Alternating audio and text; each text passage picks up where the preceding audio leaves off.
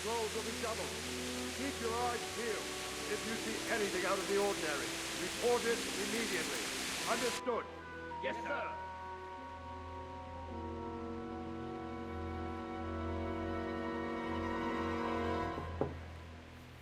Yes? It is I, Henry. Forgive the intrusion. I didn't wake you, boy, did I? My lady...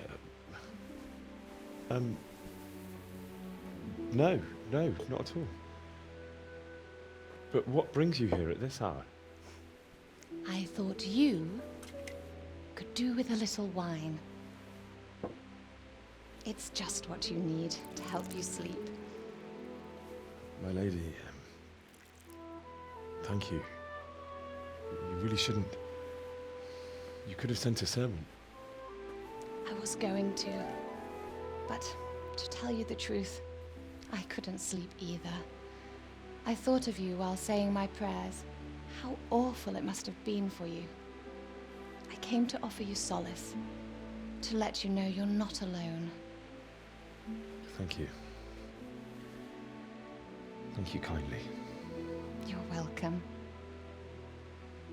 Now, Henry, I know this is all very new and strange for you. But I want you to feel at home here. You're not to worry about anything except getting better. God knows you've been through a terrible ordeal. I know what it is to be left alone in the world, although your loss is much greater. But with God's help, the pain will ease in time. And it can help to talk about it, if you feel like it.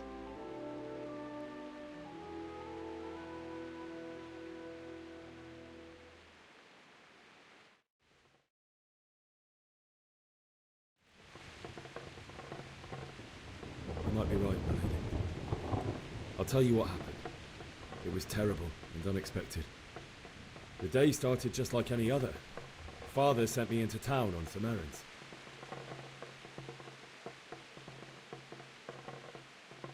A fellow by the name of Kunnish owed money to Father, who sent me to collect it from him. Only Kunnish had no intention of paying. It got a bit heated, as often happens when there's money involved, but Kunnish still wouldn't cough up the coin. Father was too generous for his own good, letting even a scoundrel like that buy on credit. Oh. When I'd done all the errands, I headed back home. I promised Father I'd help him with his work, and I was looking forward to it. He was forging a sword for Sir Radzig. The sword was taking shape when Sir Radzig himself came to have a look at it. He praised Father's work and said that with his smithing skills, he could easily make a living in Prague or Vienna. You don't say. But Sigismund's horde was already on the horizon, ready to attack the town. A horde of soldiers was amassed.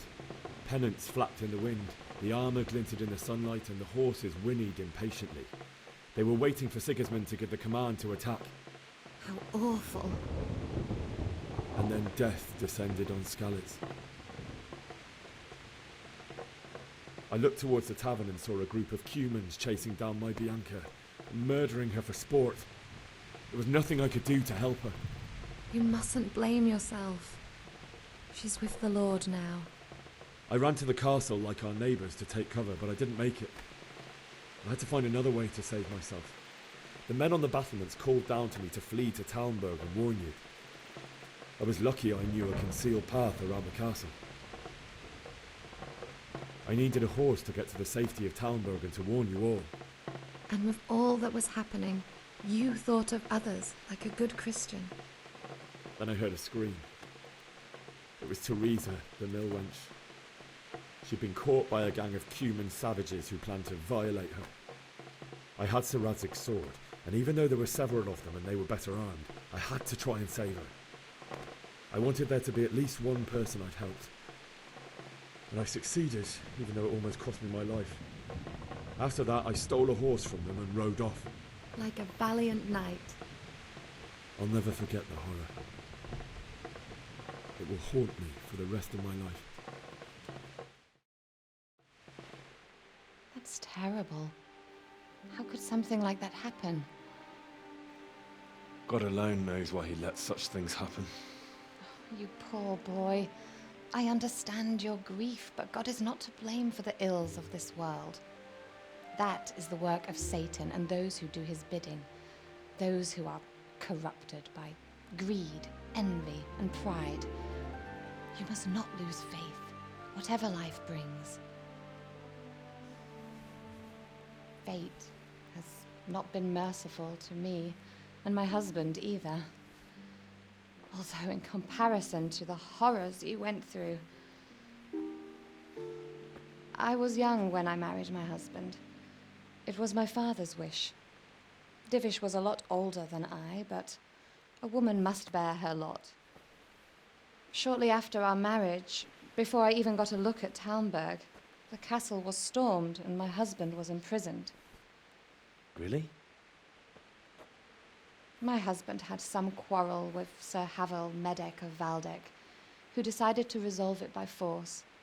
He stormed the castle, burned down the village of Pribyslavitz, and killed many of our men, even the old chamberlain. He imprisoned my husband in the castle and put his own garrison there. That's awful. I was barely 18 years old, and all of a sudden, I was left alone with Sir Robert. We didn't know what to do. We went to Prague to appeal to the king and sought help from Divish's friends, but all to no avail.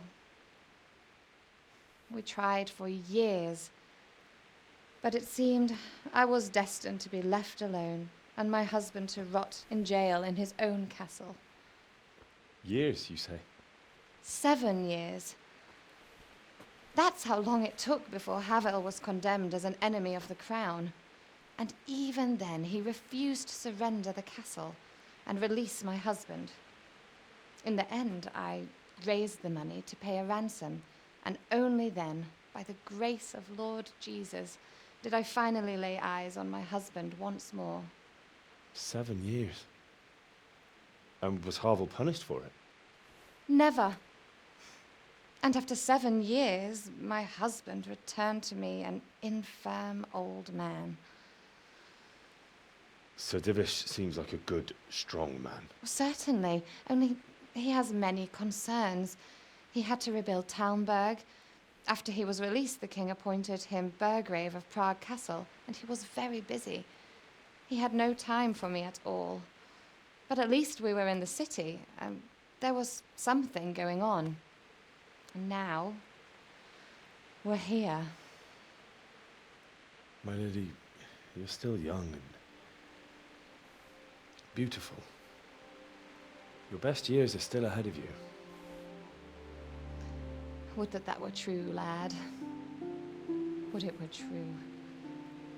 But what am I doing bothering you with this? You have troubles enough of your own. I'll go and let you sleep.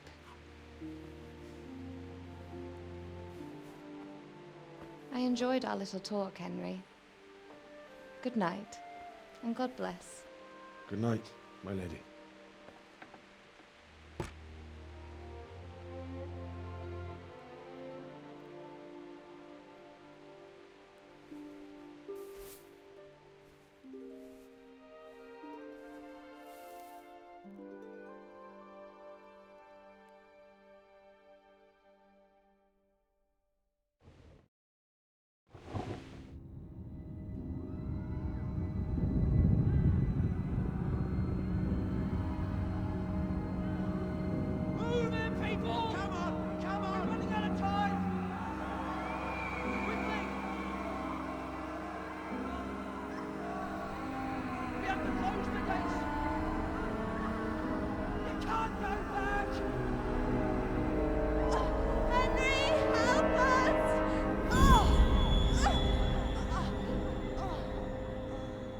Help us, son. Don't be a coward.